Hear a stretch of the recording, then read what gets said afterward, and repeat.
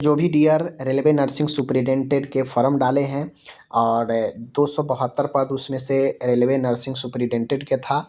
2025 railway nursing superintendent का लगातार class exam तक चलता रहेगा।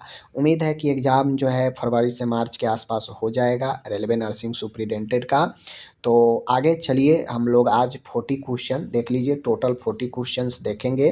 बहुत ही ज़बरदस्त तरीके से शाम में 7 बजे वीडियो डलता है, तो आप ज़रूर आकर शाम में 7 बजे क्लास अटेंड कर सकते हैं। बहुत अच्छा क्लास यहाँ पे आपको मिलेगा। तो चलिए वीडियो को करते हैं शुरू, और इससे पहले वीडियो नहीं देखें तो प्लेलिस्ट में जाइए और वीडियो ज़रूर देखें। ओके, चलिए डेली शाम में 7 बजे आपको वीडियो डलता है, आप जाकर देख सकते हैं प्लेलिस्ट से। धन्यवाद। शुरू करते हैं वीडियो को। चलिए, लेकिन विश्वसनीय पूछा है, तो गर्भाशय में भ्रूण की दिल की धड़कन सुनाई देना FHS यह सबसे जो है विश्वसनीय होगा। ये सब अन्य रीजनों से भी हो सकता है, लेकिन भ्रूण का दिल की धड़कन सुनाई देना ये सबसे विश्वसनीय होगा। ओके, आगे क्वेश्चन है यहाँ पे देख सकते हैं, नाल जो अम्बिलिकल कोर्ड होता है उसका समान स्थान कहाँ होता है। नाल कहा जाए तो अपरा को भी कहा जाता है, जो अपरा होता है जिसको हम लोग प्लेसेंटा बोलते हैं।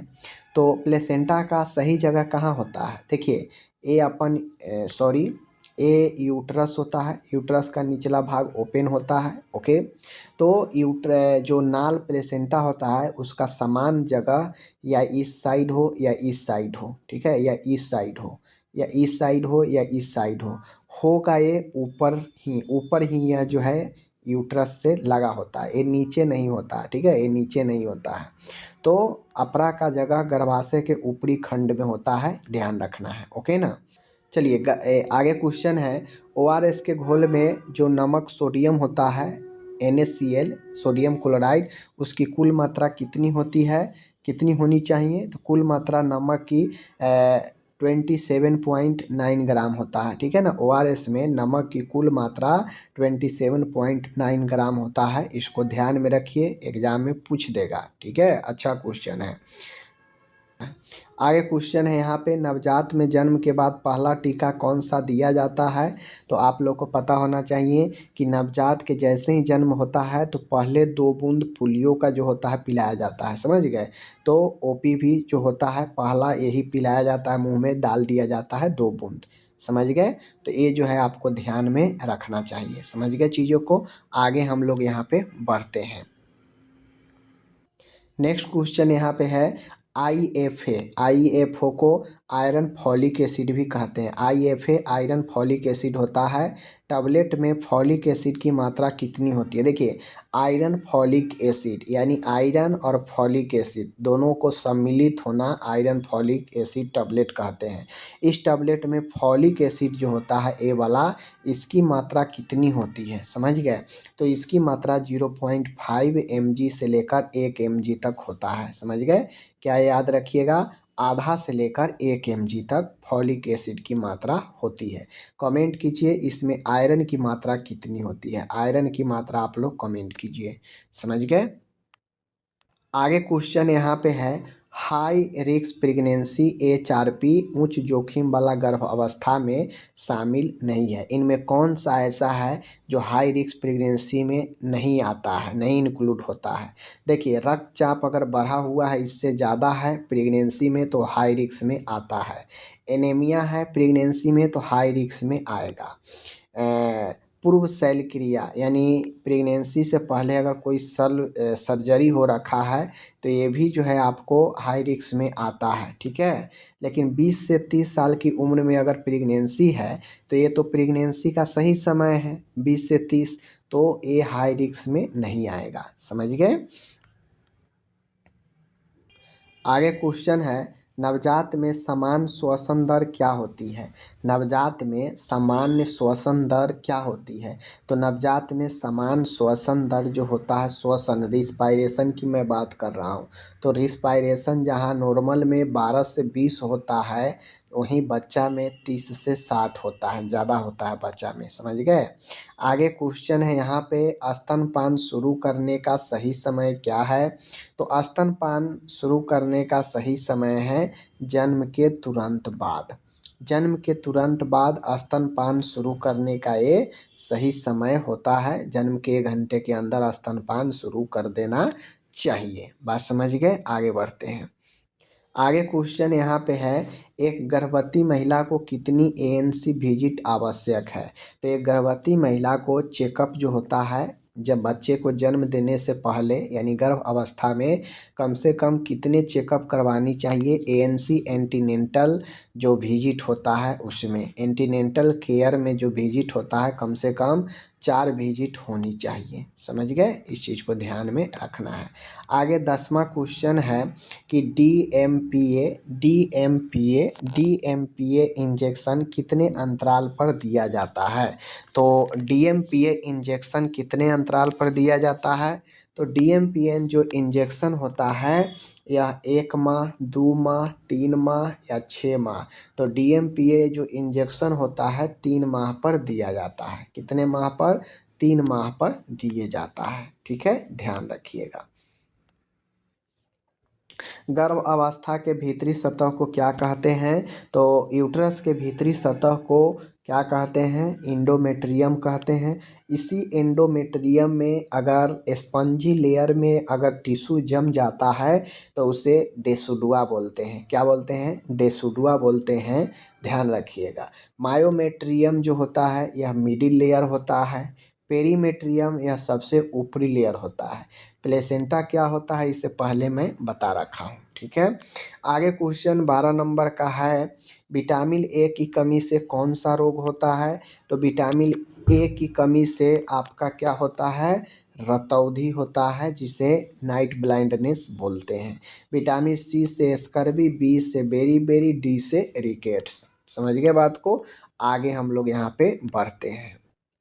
नेक्स्ट क्वेश्चन है, पीपीएच का सबसे सामान्य कारण क्या है? पीपीएच यानी पोस्ट पार्टम हेमरेज, यानी बच्चे के जन्म के बाद जो रक्तस्राव होता है महिला का, तो डिलीवरी के बाद जो रक्तस्राव होता है उसके सबसे सामान्य कारण क्या होता है?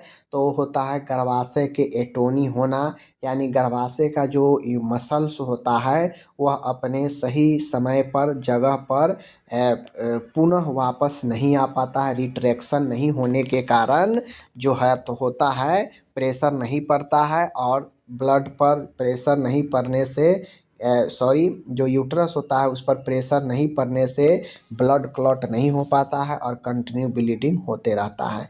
तो एटोनी यूट्रस जो होता है वह ये बताता है कि यूट्रस पुनः अपनी जगह पर नहीं आ रहा है और वो दबाव फटे हुए जगहों पर दबाव नहीं डाल रहा, जिसके कारण ब्लीडिंग कंटिन्यू हो रहा है। समझ गए? नेक्स्ट क्वेश्चन यहाँ पे है, हैंड वॉशिंग का पहला कदम क्या है? तो हैंड वॉशिंग का पहला स्टेप जो होता है हाथ गीला करना। भाई हाथ आप गीला कीजिएगा तब तो हाथ को बढ़ाइएगा आगे ना। तो हाथ को गीला करना, भिगोना पहला स्टेप आपका होता है। समझ गए? नेक्स्ट क्वेश्चन है यहाँ पे, टिटनस टॉक्साइड टीटी की पहली डोज कब दी जाती है? तो टीटी का पहला डोज जो होता है कब दिया जाता है? तो जितना एज सुन एज जब पॉसिबल होता है तो टीटी का पहला टीका देना चाहिए। वैसे देख लीजिए 12 सप्ताह कहे तो 3 महीना। समझ गए? टीटी का पहला टीका 3 महीना 12 सप्ताह लगभग हम लोग मानकर चलते हैं, लेकिन एज जितना जल्दी हो सके as soon as possible after confirm of pregnancy, अगर गर्भ प्रेगनेंसी का कन्फर्म हो तो लग जाता है। समझ गए? और वैसे अगर ऑप्शन में दे तो ऑप्शन में 3 महीने या 12 सप्ताह इसका पहला टीका का ऑप्शन होता है। ठीक है ना?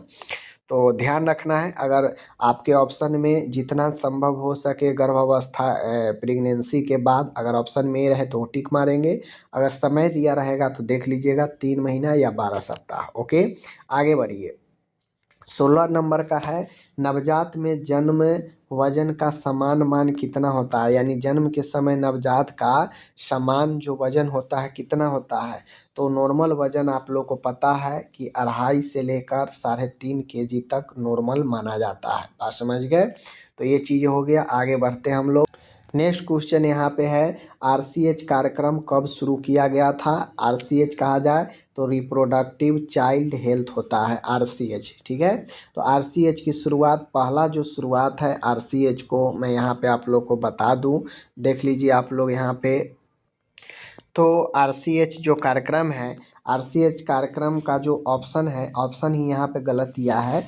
बेसिकली आरसीएच की शुरुआत 1997 में की गई थी, ठीक है ना, याद रखिएगा। ऑप्शन में 1996 है, इसलिए 1996 पर ही टिक मारा है, लेकिन राइट आंसर 1997 ध्यान रखिएगा, ठीक है। आगे बढ़ते हैं। आगे क्वेश्चन है, साफ क्लीन जो आपका डिलीवरी होता है उसमें शामिल क्या नहीं है। साफ ब्लेड, साफ हाथ, साफ कपड़े, साफ थर्मामीटर। यानी डिलीवरी में कौन कौन सा चीज़ इसमें शामिल है ये पूछ रहा है। तो देखिए, डिलीवरी में सर्जिकल जो डिलीवरी होता है जिसमें सर्जरी का इस्तेमाल करते हैं, उसमें ब्लेड भी होता है, उसमें हाथ का इस्तेमाल भी होता है, उसमें कपड़े का भी इस्तेमाल होता है, लेकिन उसमें थर्मामीटर का कोई काम ना होता है डिलीवरी में। तो ये अपना गलत हो जाएगा, ठीक है। आगे बढ़ते हैं। आगे है 19वां नंबर का क्वेश्चन है, एक्लेम्सिया का मुख्य लक्षण क्या है। तो एक्लेम्सिया का मुख्य लक्षण क्या है आप लोग को पता होना चाहिए कि एक्लेम्सिया और प्री एक्लेम्सिया, प्री एक्लेम्सिया में सीजर नहीं होता, झटके नहीं आते हैं, लेकिन एक्लेम्सिया में आता है। तो एक्लेम्सिया का विशेषता ही यही हो जाता है कि प्री एक्लेम्सिया के प्लस में अगर सीजर आ रहा है तो वह एक्लेम्सिया बन जाता है। बात समझ गए। चलिए आगे बढ़ते हैं। आगे है 20वां नंबर क्वेश्चन है, एचआईवी का परीक्षण किससे किया जाता है। तो एचआईवी का टेस्ट एलिसा के द्वारा किया जाता है, पता होना चाहिए। केएफटी टेस्ट होता है, किडनी फंक्शन टेस्ट, जो कि किडनी का टेस्ट होता है। विडाल टाइफाइड में किया जाता है इस्तेमाल। वीडीआरएल जो भी यौन रोग सिफिलिस वगैरह होता है उसमें वीडीआरएल टेस्ट करवाया जाता है। तो ये चीज़ें आपका 20वां नंबर है, ठीक है। नेक्स्ट क्वेश्चन यहाँ पे है, फैलोपियन ट्यूब में निषेचन किस भाग में होता है। तो फैलोपियन ट्यूब में निषेचन किस भाग में होता है। तो आपको पता होगा कि फैलोपियन ट्यूब में निषेचन, फर्टिलाइजेशन का जो भाग है वह अपन एम्पुला है। एम्पुला जो होता है फैलोपियन ट्यूब का, उसमें आपका जो है निषेचन फर्टिलाइजेशन होता है। तो ये चीज़ों को आपको समझ में आ गया होगा। नेक्स्ट क्वेश्चन है, नवजात में विटामिन के दिया जाता है, क्यों दिया जाता है। तो विटामिन के का काम है ब्लड क्लॉट करना, ब्लड को थक्का बनाना। तो यह रक्तस्राव को रोकने का काम करता है ब्लड को क्लॉट करके, इसीलिए नवजात में विटामिन के का इंजेक्शन दिया जाता है ताकि कोई भी ब्लीडिंग वगैरह ना हो। ओके, चलिए नेक्स्ट क्वेश्चन है, डेंगू का वाहक कौन है।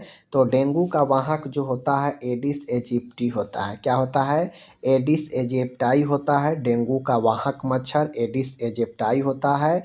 आगे है यहाँ पे, ट्यूबेक्टोमी किसका अस्थाई उपाय है। तो ट्यूबेक्टोमी महिलाओं में होता है, फैलोपियन ट्यूब का सर्जरी होता है, इसीलिए इसे ट्यूबेक्टोमी कहते हैं। तो इन चीज़ों को आपको ध्यान में रखना है। ओके, आगे बढ़। 25 नंबर का क्वेश्चन है, स्तन दूध में सबसे अधिक मात्रा किसकी होती है। तो जो ब्रेस्ट मिल्क होता है, ब्रेस्ट मिल्क में सबसे अधिक शर्करा लैक्टोज पाया जाता है। क्या पाया जाता है, लैक्टोज शर्करा। प्रोटीन भी होता है, आयरन नहीं होता है, ध्यान रखिएगा।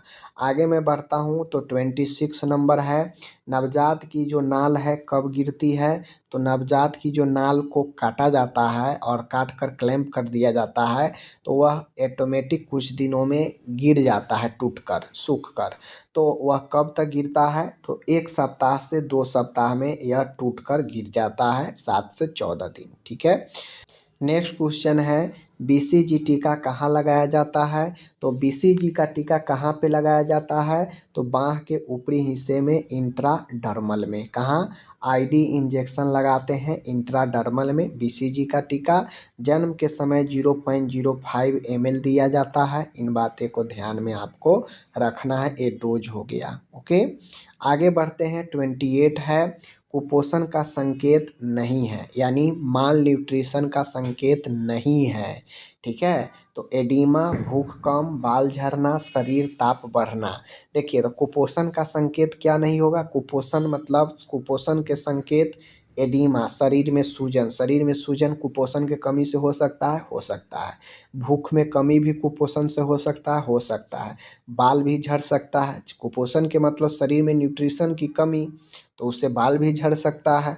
लेकिन शरीर ताप बढ़ना, यह कुपोषण से इसका कोई लेना देना नहीं है। चाहे कुपोषण हो या नहीं हो, फिर भी शरीर का टेम्परेचर तो बढ़ता घटता ही रहता है, तो इससे इसको कोई लेना देना नहीं था। ठीक है, आगे बढ़ते हैं हम लोग। नेक्स्ट क्वेश्चन है, आईयूसीटी कॉपर टी कितने समय तक प्रभावी रहती है? तो कॉपर टी जो होता है कितने समय तक प्रभावी रहता है? तो 5 से 10 वर्षों तक, 5 से 10 वर्षों तक इफेक्टिव होता है।